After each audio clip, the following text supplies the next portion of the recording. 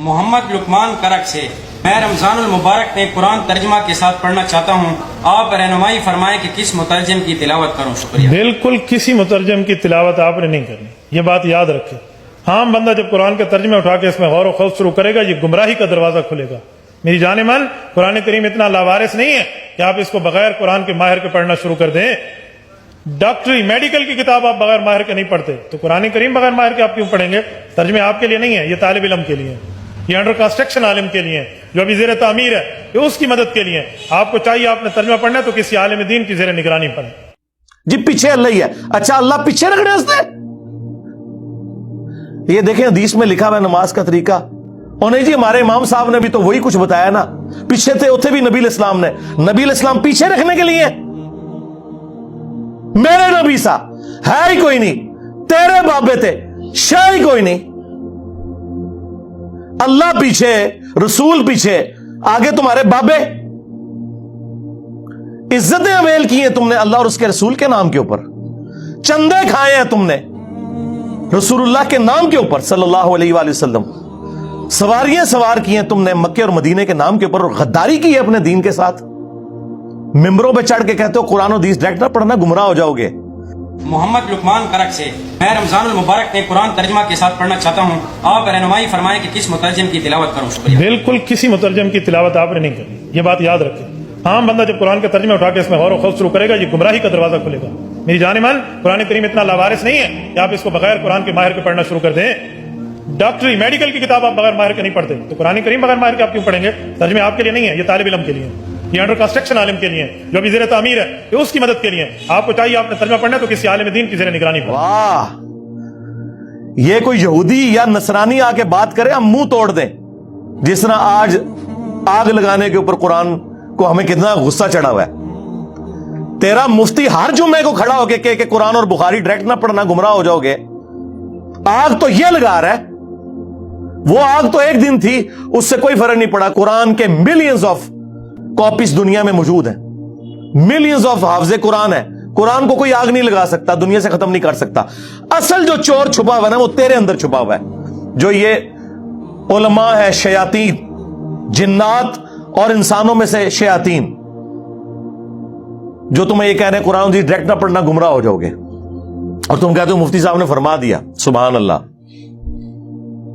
دنیا میں اگر کوئی مفتی صاحب لمبی داڑھی اور پگڑی اور ہاتھ میں تسبیح کے ساتھ آپ کو کوئی 2 نمبر چیز دے دیں، آپ ایک استری خریدنے کے لیے جائیں اپنے کپڑے کرنے کے لیے، اور اس پہ جعلی مور لگا کے وہ بندہ آپ کو وہ استری دے دے، اور آپ کو بعد میں پتا چل جائے اس نے دھوکہ کیا ہے، تو آپ کیا کہیں گے؟ مفتی صاحب نے فرما دیا استری شریف۔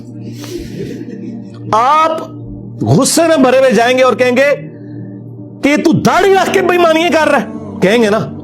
تو یہ داڑھی والے جو مولوی ممبروں پہ چڑھے ہوئے جھوٹ سکھا رہے ہیں آپ کو، ان کو کبھی آپ نے کہا؟ نہیں۔ آپ فرق دیکھ لیں، جہاں آپ کی دنیا کا نقصان ہوتا ہے نا، نہ آپ کو مفتی کی داڑھی نظر آتی ہے، ہو سکتا ہے آپ جا کے آگ لگا دیں اس کی داڑھی کوئی، لیکن جہاں آپ کا دین کا نقصان ہو رہا ہے، آپ کہتے ہیں مفتی صاحب نے فرما دیا، وہاں ہم لاکھ چیختے رہے کہ یار یہ مفتی صاحب آپ کو اپنے بابوں کا دین بتا رہے ہیں، کتابوں میں دین کچھ اور لکھا ہوا ہے، ٹس سے مس نہیں ہوتے۔ تو یہ قرآن کی توحید کا ٹیسٹ نہیں تھے پاس کر رہے، تو یہ ترجمے انہوں نے کمائیوں کے لیے کیے تھے، یہ تو کوئی نہیں کہے گا کمائی کے لیے کیے، تو اس لیے کیے تھے کہ پبلک کو پتا چلے قرآن میں کیا لکھا ہوا ہے، وہ آپ پڑھنے نہیں دے رہے۔ ہمارے ایک شیعہ دوست ہیں عالم دین، ماشاءاللہ بہت اچھا کام کر رہے ہیں، ان کا ایک جملہ گولڈن جملہ ہے، انہوں نے کہا کہ آج کوئی غیر مسلم آ کے آپ سے یہ کہے کہ میں مسلمان ہونا چاہتا ہوں یا ابھی ہوا ہوں، مجھے بتائیں، میں نے اسلام کو اسٹڈی کرنا ہے کہ اسلام کی مجھ سے کیا ریکوائرمنٹ ہے، میرا خدا مجھ سے کیا چاہتا ہے، میرا اللہ مجھ سے کیا ڈیمانڈ کرتا ہے، تو آپ اسے کون سی کتاب پڑھنے کے لیے دیں گے؟ تو ساروں کا جواب یہ ہوگا کہ قرآن پڑھنے کے لیے دیں گے، اور آگے سے وہ گورا یہ پوچھ لے کہ بھائی آپ نے بھی اسی قرآن کو پڑھ کے اپنے عقیدے صحیح کیے تھے؟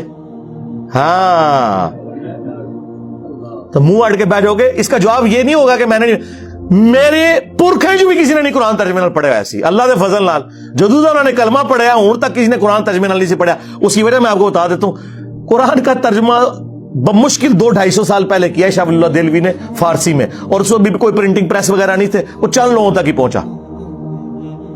एक्चुअली अगर आप देखें तो इन 15-20 सालों में ज्यादा हुआ है कि सॉफ्टवेयर बने आम बंदों के हाथ में है, वरना तर्जुमा कुरान तो आपको मस्जिदों में नहीं मिलता था। ओ हाफिज कुरान ने ना तर्जुमा पढ़ा हो तो और किसने पढ़ना है? हाफिज बन के निकलते ने, हाफिज नहीं हाफिज। उन्होंने नहीं कुरान तर्जुमे से पढ़ा हुआ, और किसने पढ़ना है? और जिसके मां बाप ने उम्मीद लगाई है कि इन्हें सानू ले जाना है किथे, जिथे आप जाना सी। हाँ, तरावी के दिनों में थोड़ी थोड़ी दाढ़ी बढ़ा लेंगे तो जिस तरह जनाबी ही रहेगी तो ओ पई दे दाढ़ी। और किस लिए? पैसे कमाने के लिए।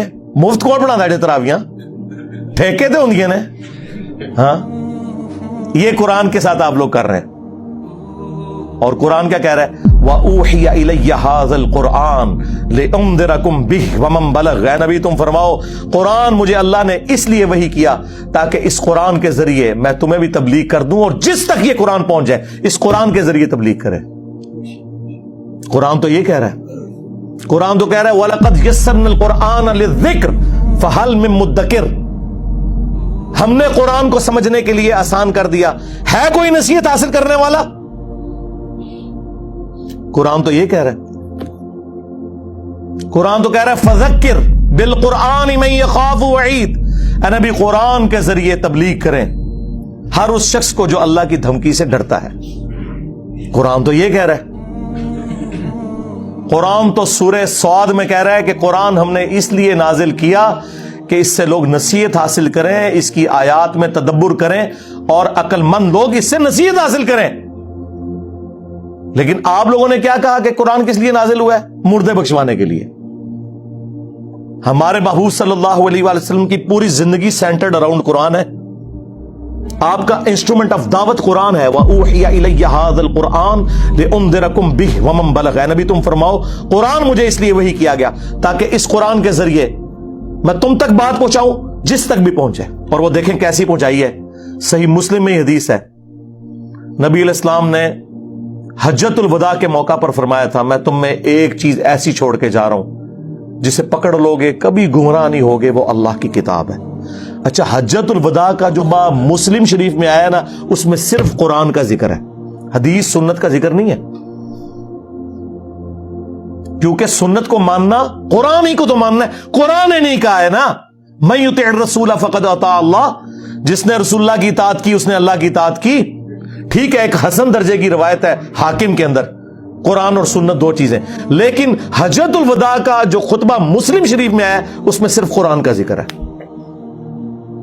लेकिन वो लिखी रह गई मुस्लिम में हदीस, ये हदीस मुस्लिम शरीफ में ही लिखी रह गई कि अल्लाह ताला इस कुरान की वजह से कौमों को उरूज देगा और जवाल देगा। वो जमाने थे मुसलमान होकर और तुम खार हुए तारीके कुरान होकर। ये मुस्लिम शरीफ में हदीस लिखी रहेगी जी।